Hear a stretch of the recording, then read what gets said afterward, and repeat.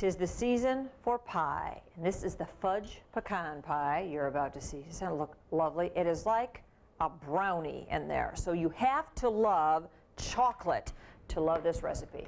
So here's how we start. This really is very easy. Have you ever used these pie crusts? This is my favorite way of making pie crust. If you've never seen one, this is the way they come out, like this. You just uncover it, and you lay it in your pie plate. And I have to tell you, this stuff tastes, I don't know, I think it's as good as homemade. I really do.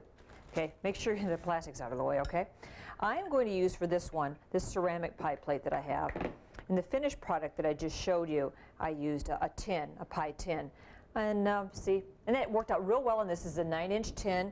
This ceramic one I'm using is a 10-inch, so we'll see. It'll probably be a little thinner, the pie itself. Okay, set that aside.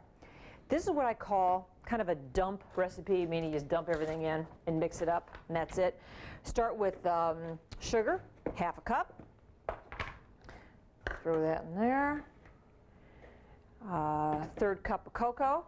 And as you can see, I use kind of a generic brand of cocoa, which has never bothered me. I think cocoa's cocoa, I really do. That's 1/3 cup. I kind of did a scant 1/3 cup because this is really fudgy, and it wouldn't hurt it to be a little less fudgy. Believe it or not, the chocoholic is saying it could be a little less fudgy. Okay, 1/3 cup of cocoa, 1/3 cup of flour, which I already have measured out here, 1/4 teaspoon of salt, 1 1/4 cups light corn syrup, and this is probably, of all the things in this recipe, the hardest thing to measure out, believe it or not.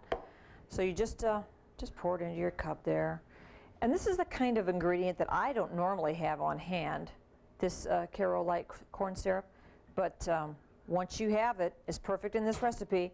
That's 1 1/4 cup of this, and you just get it out of there with your spatula. This is what makes it nice and gooey and everything you want pecan pie to be. David made the remark that it didn't really taste like pecan pie, it just tasted like a fudge pie. But you have to love nuts and love chocolate to appreciate this pie. Okay, there's light corn syrup. 3 eggs. Get our 3 eggs going in there. 1, 2, and 3. Followed by 3 tablespoons of melted butter, which I've already melted here in my little microwave melter. Has 3 tablespoons butter, and it does call for butter, real butter, and that's what I like to use in everything I bake, okay? 1 1/2 teaspoons of vanilla, real vanilla here, and I like to just, I don't measure my vanilla very well. I use a couple capfuls, okay? Because I think you can never have too much vanilla, especially in a pie like this. Before you add the pecans, you make sure this is whipped up. The recipe says whip for 30 seconds, and they're not kidding. 30 seconds, do not overbeat, because, well, I don't know why. Maybe it would get too tough or something. But you just want these ingredients to be just mixed, okay? Remember, this is the filling of the pecan pie. About 30 seconds, using a little hand mixer. This is the one I've had, my Harvest Gold one, GE, since about 1978. That's how long I've had this. Think it's been 30 seconds? I'd say so. It seems to be all mixed. All my flour's off the sides. There we go. Okay. The next ingredient, of course, is the all-important pecans. 1/2 cup of chopped pecans. Already have those measured out. Throw those in there, and you give it a little mix, and all you do at this point is pour it into this shell, the pie shell that we already have so lovely laid out in the ceramic pan. Give that a pour in there. Now this is going to have a lot of pecans on top, and I'll show you how to lay those right on there.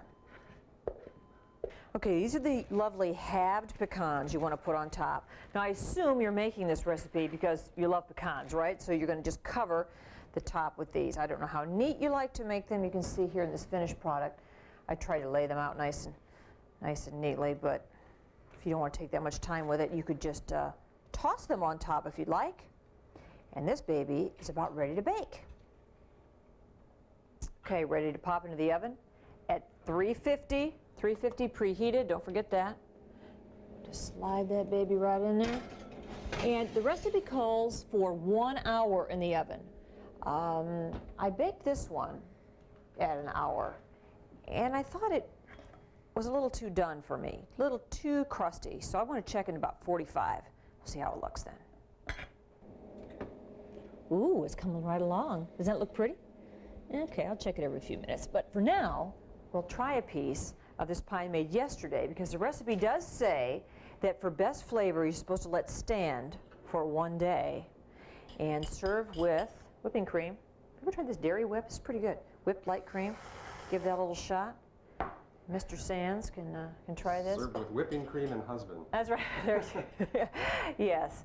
I know you already tried this and you thought it was really good, didn't you? You thought it was really, really fudgy?